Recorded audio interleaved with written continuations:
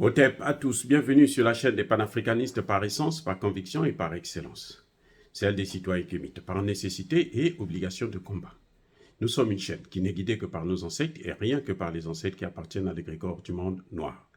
Par conséquent, nous ne croyons en aucun Dieu venu de l'étranger. Toutefois, cette vidéo n'est aucunement destinée à inciter à la haine ou à la violence, car nous menons un combat qui est d'abord et avant tout spirituel, intellectuel et démocratique. Ensuite, il est politique, géopolitique et géostratégique.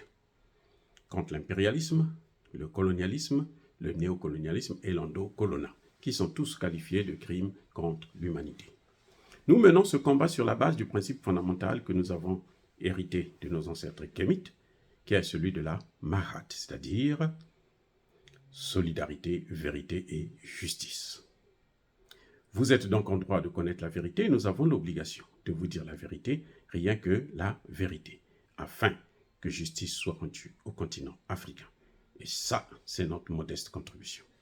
Dans cette noble lutte en faveur de la souveraineté, la dignité, la solidarité et l'unité africaine. C'est exactement ça que nous appelons le panafricanisme. Bien-aimés frères et sœurs, la France a officiellement 1500 soldats au Niger. Officieusement, en fait, ils sont 3500. Là où Emmanuel Macron dit qu'ils ont 1500 soldats, eh bien, le gouvernement nigérien parle de 3500 soldats. Ce qui est bien, c'est qu'au moins le gouvernement sait le nombre exact. Mais ma question, c'est de savoir pourquoi la France a caché. Pourquoi la France ne parle pas de 2000 autres soldats? Qui sont-ils? Que font-ils au Niger? À quoi servent-ils? Pourquoi dissimuler un certain nombre de soldats? Pourquoi mentir à ce niveau? Pour un pays, un État, un grand pays comme la France ment. Et nous savons que le gouvernement nigérien a raison. On nous avait fait croire qu'au Tchad, il n'y avait que 3 bases militaires françaises, alors qu'il y en a au moins 9. Au moins. Celles qu'on a pu identifier et repérer. Il y en a au moins 9 au Tchad. Et là, visiblement, ceux qui vont quitter le Niger vont se rendre encore au Tchad pour renforcer celle du Tchad. Mais pourquoi? Pourquoi? Vous savez, je vais vous dire pourquoi. En fait, ce sont des militaires qui sont là pour mener des opérations spéciales. Vous vous souvenez de ce zigoto-là qui, sur la chaîne de télévision française, disait que nous allons mener des opérations de déstabilisation clandestinement dans le Sahel et en Afrique, dans le golfe du Guinée notamment. Vous vous souvenez de ce Tintin? Eh bien, il fait partie, il doit faire partir de ces 900 soldats français qui sont au Niger. 2000 plutôt soldats supplémentaires qui sont au Niger. Il travaille avec eux, directement ou indirectement. Eh oui, ce sont des gens, puisqu'ils sont cachés. Donc ce sont des gens qui ont des missions aussi cachées, qui ont des missions clandestines. Et les missions clandestines pour un militaire, c'est quoi? Ce sont des missions de déstabilisation. Ce sont des missions d'assassinat. Ce sont des missions criminelles. C'est quand les Américains disent que nous préférons entamer des méthodes de assassiner les leaders du gouvernement nigérien, ils utilisent quel type de personnes? Mais ils utilisent ces 2000 personnes-là. Parce que ça, les 2000 là, ce sont les Français, mais les Américains aussi, leurs militaires clandestins, les Allemands et les autres.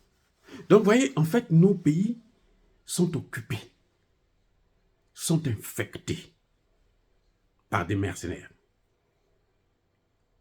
Les autres sont des mercenaires. La Légion étrangère française, ce sont des mercenaires. Mais ceux-là, c'est des vrais mercenaires.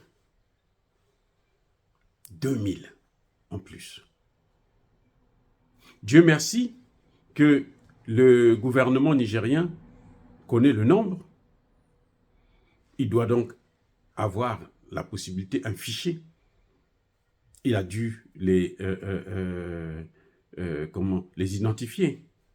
Ils savent là où ils sont et ce qu'ils font. C'est ça qui nous donne un peu d'espoir.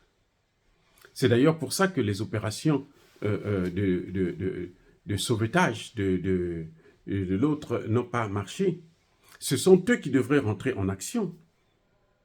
Les 2000. On devait prendre les 1500 qui sont cantonnés dans une base militaire, et puis il y en a 2000 qui sont dehors, qui soutiennent les soldats de la CEDEAO. En cas d'intervention, les premiers à intervenir seraient donc ces 2000 soldats supplémentaires qui sont cachés, qui ne font pas savoir au grand public qu'ils existent, qu'ils ont une base militaire, qu'ils ont des bases militaires, qu'ils ont des armes pour déstabiliser nos pays. Voilà ce qui est en train de se passer exactement. Ces 2000-là sont les plus dangereux parce que c'est ceux qu'on ne voit pas.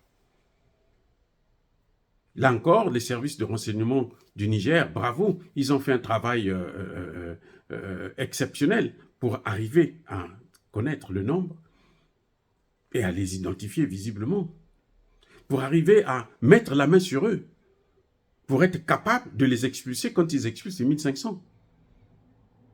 Et oui.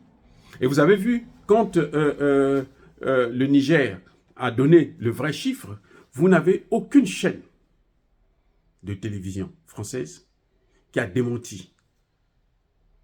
Ça montre bien, qui ne dit mot consent, ça montre bien que ce que le Niger dit, c'est la vraie vérité. La triste et stricte vérité. Eh oui, les Français sont les ennemis de la paix en Afrique.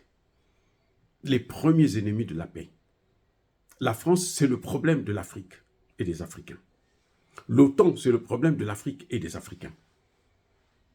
Nous ne sommes pas partis chez eux pour aller faire des guerres, poser des actes de terrorisme, comme faisaient par exemple certains Arabes. Nous, lorsque nous allons dans leur pays, nous respectons les lois. En tout cas, pour la plupart parmi nous. S'il y a quelques égarés, ça c'est autre chose. Qui commettent des crimes de droit commun. Mais des actes de terrorisme, des agressions, des occupations, comme ils sont en train de le faire, le grand remplacement, comme disait Éric Zemmour, nous ne faisons pas ça. Nous ne faisons pas ça. Voilà. Donc, je crois que le gouvernement nigérien devrait être très, très vigilant. S'il y a des actes que la France va poser, elle va utiliser justement ces 2000-là. Il faut que le gouvernement nigérien puisse se rassurer que ces 2000-là aussi puissent sortir du Niger. Qu'ils puissent partir. Ça, c'est une obligation. S'ils veulent la paix. Sinon, il n'y aura pas de paix au Niger. Ça va être une paix provisoire, une paix temporaire, une paix non durable. Or, nous voulons la paix durable. Et ces 2000 soldats supplémentaires que la France ne veut pas reconnaître officiellement, ce sont ceux-là, les vrais terroristes. Les vrais terroristes. Les 1500 là sont là pour ravitailler les 2000 qui sont cachés, qui commettent des actes de terroristes. C'est pour ça que vous voyez très bien que les soldats français, et plutôt maliens, burkinabés, quand ils vont sur le terrain et lorsqu'ils tuent des terroristes, parmi eux, il y a souvent les leucodermes. Et ceux-là, ce sont ceux qui n'ont jamais été comptabilisés dans la liste officielle du gouvernement français et des gouvernements de l'OTAN. Dire cela, c'est inciter à la haine ou à la violence. Non. Yaba Kolervé, Yamalem. Encore une fois de plus, bien-aimés frères et sœurs, soyez bénis.